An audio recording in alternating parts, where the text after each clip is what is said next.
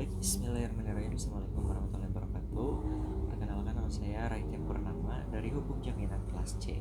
Pada kesempatan kali ini saya akan menjelaskan mengenai apa itu jaminan atau hukum jaminan secara umum, secara global.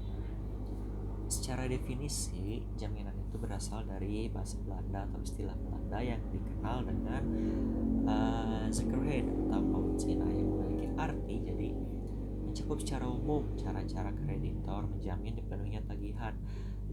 Di samping pertanggungjawaban umum si debitur ini terhadap barang-barangnya juga.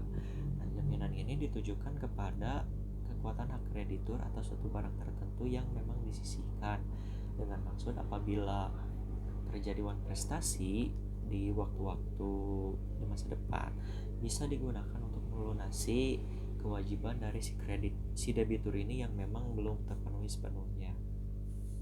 Menurut Maryam Darus Badrul Zaman, salah satu pakar, mengistilahkan bahwa jaminan itu dengan sebutan tanggungan. Nah, jaminan itu jadi menurutnya adalah suatu tanggungan yang diberikan oleh seorang debitur dan atau pihak ketiga kepada si kreditur untuk menjamin kewajibannya dalam suatu perikatan.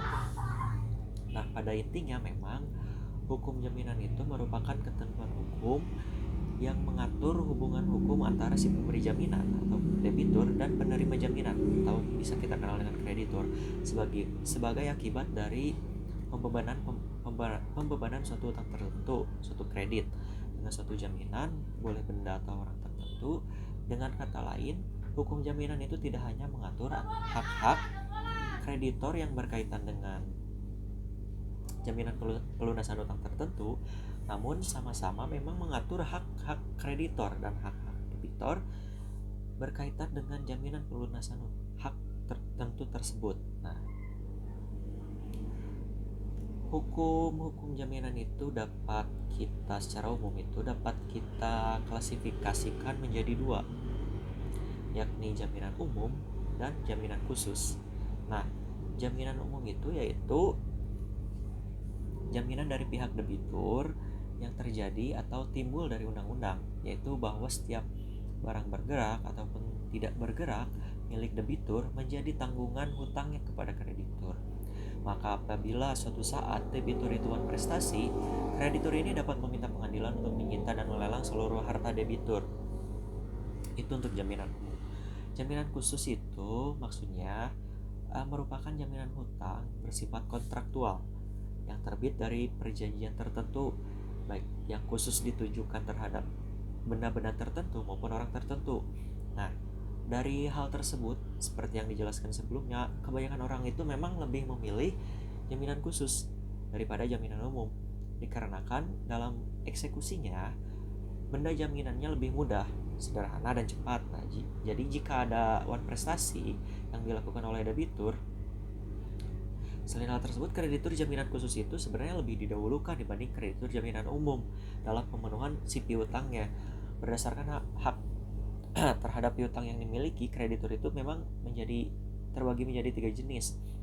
Yang pertama itu ada kreditur konkuren, yaitu yang hanya memiliki hak pembagian secara proporsional mengikuti besar kecilnya tagihan.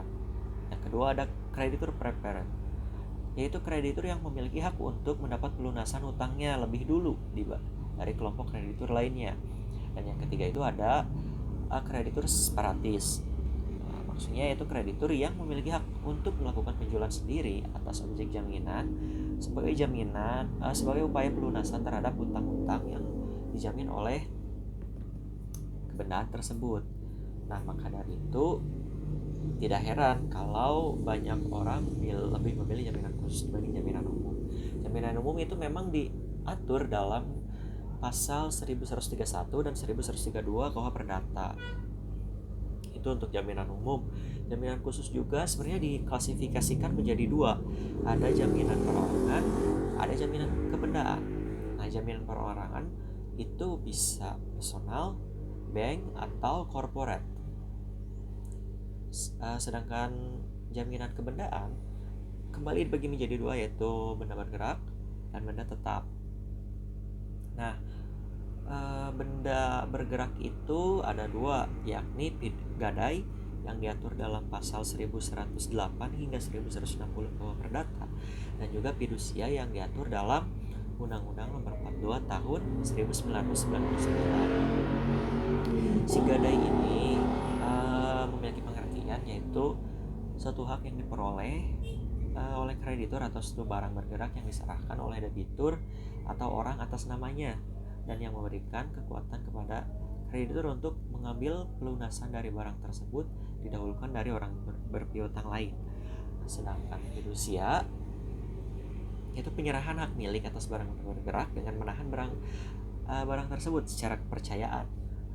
Tuh kalau misal nah untuk itu benda bergerak, kalau benda tetap itu ada tanah yang diatur dalam Undang-Undang Nomor 4 Tahun 1996 atau kita kenal dengan UUHT atau Undang-Undang Hak Tanggungan.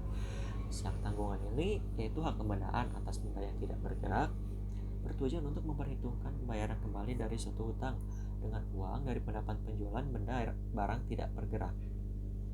Nah, sedangkan bukan tanah itu biasanya kita kenal itu sebagai hipotek yang diatur dalam pasal 1162 KUH Perdata. Nah, setelah mengetahui kurang lebih jaminan itu dibagi menjadi dua dan poin-poinnya juga, kita juga itu harus paham mengenai unsur-unsur dan asas hukum jaminan. Apa sih unsurnya? Apa sih asasnya? Nah, unsur-unsur daripada hukum jaminan itu dapat kita bagi menjadi 4 unsur, 4 poin. Yaitu yang pertama, adanya kaidah hukum yang mengikat karena adanya pokok yang lahir dari perjanjian pokok. Itu yang pertama. Yang kedua, adanya pemberi dan penerima jaminan sebagai pemilik benda dan sebagai peminjam kredit. Nah, untuk yang ketiga itu adanya jaminan sebagai objek perjanjian yang mengikat.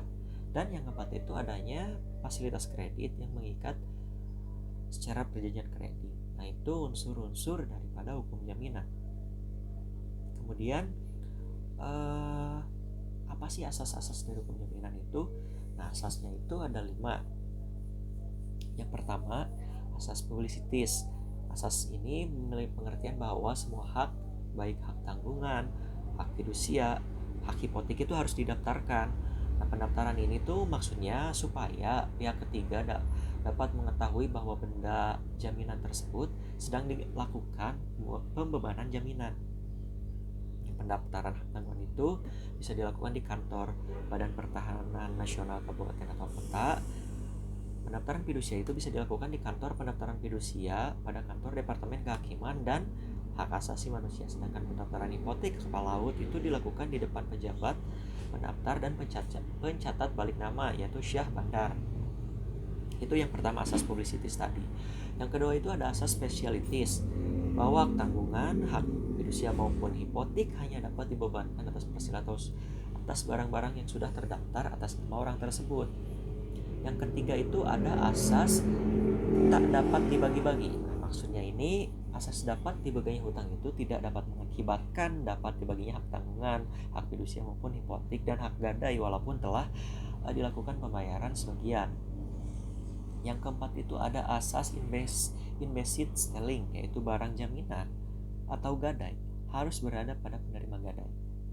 Dan yang terakhir itu ada asas horizontal, yaitu bangunan dan tanah itu misalkan ya, bangunan dan tanah itu bukan merupakan satu kesatuan. Hal ini itu dapat dilihat dalam penggunaannya hak pakai, baik tanah negara maupun tanah hak milik. Bangunan itu bisa milik dari yang bersangkutan atau pemberi tanggungan, tetapi tanahnya itu bisa saja milik orang lain berdasarkan hak pakai. Nah, itu kurang lebih asas. Untuk keseluruhan hukum jaminan secara umum kurang lebih seperti itu poin-poin yang bisa saya sampaikan. Kurang lebihnya mohon maaf. Terima kasih. Assalamualaikum warahmatullahi wabarakatuh.